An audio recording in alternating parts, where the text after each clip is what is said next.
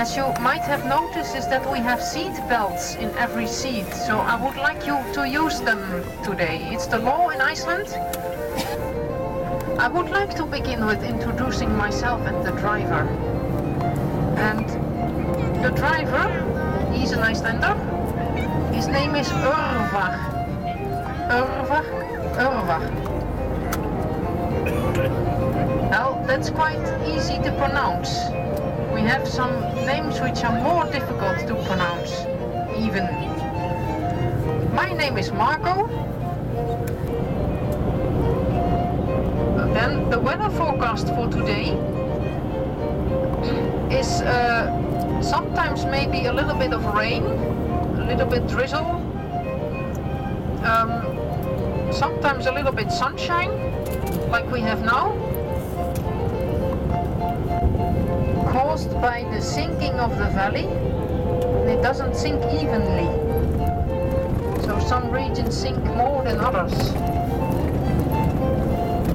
Several thousand years ago, where we are driving through now is a lava field, and it was level several thousand years ago.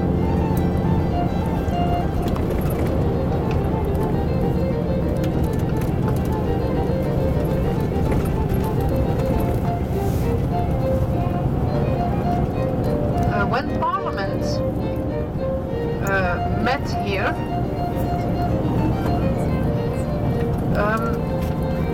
it worked pretty well for several hundred years, from the year 930 when it was established. And if you were a chieftain and you had a seat in Parliament, then you could like inherit a seat in Parliament from your father, or you could also buy one.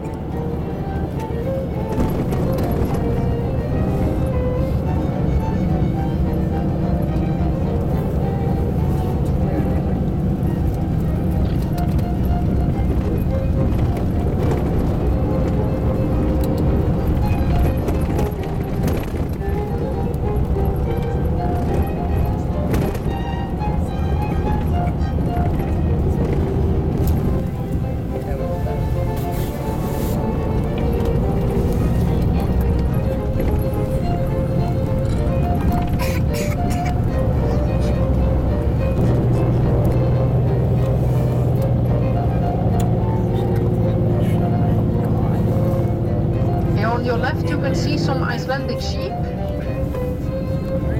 a mother with two lamb, and they don't stay in large flocks, they just wander around just the ewe and the lamb.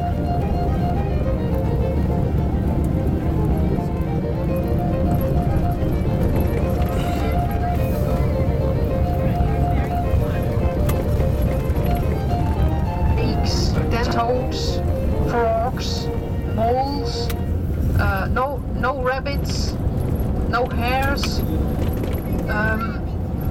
no mosquitoes. It's too cold for that.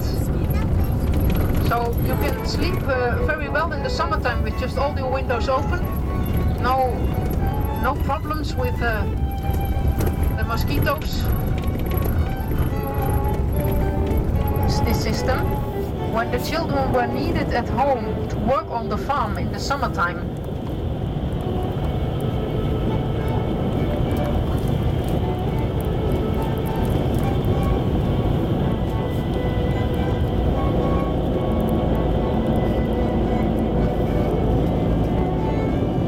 Mostly used for like animal fodder, but now they have also been doing some experiments with making real Icelandic beer with Icelandic barley.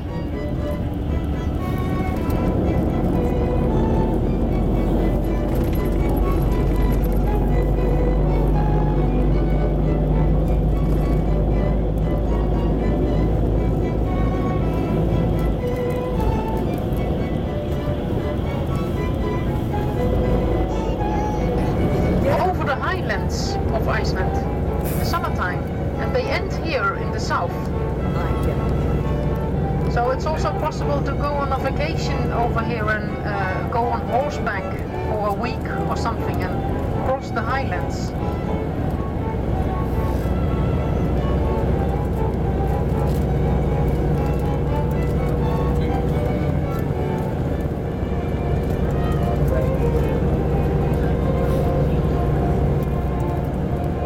Where she lived, and at that time the government decided that they wanted to build a hydroelectrical power plant over here where the waterfalls are.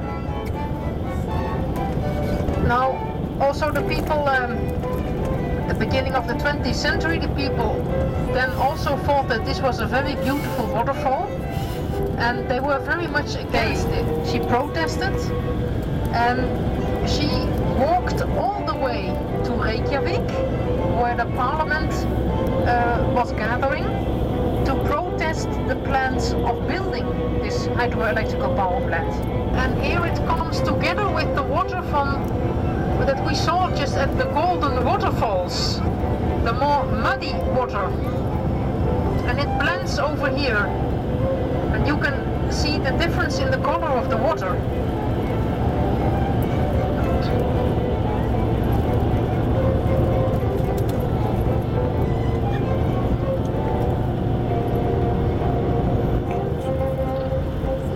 And this area over here is also the area very close to the epicenter where this heavy earthquake was, the 29th of May.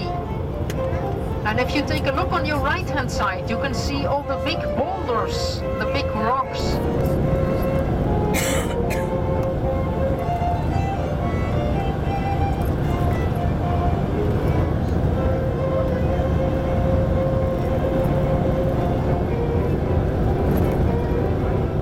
This area is known for its heavy earthquakes. There also were two big ones in the year 2000. They were 6.5 on the Richter scale. So I'm drilling for hot water again. See if they can find another source which they can use for space heating.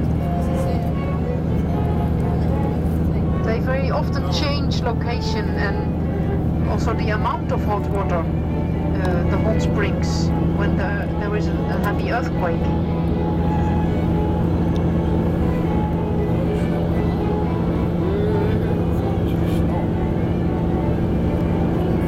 Over here you can see by the yellow sticks at the roadside how much snow we get in one snowstorm on this heath. This heath goes to the capital area. Many people drive here daily, on a daily basis, when they live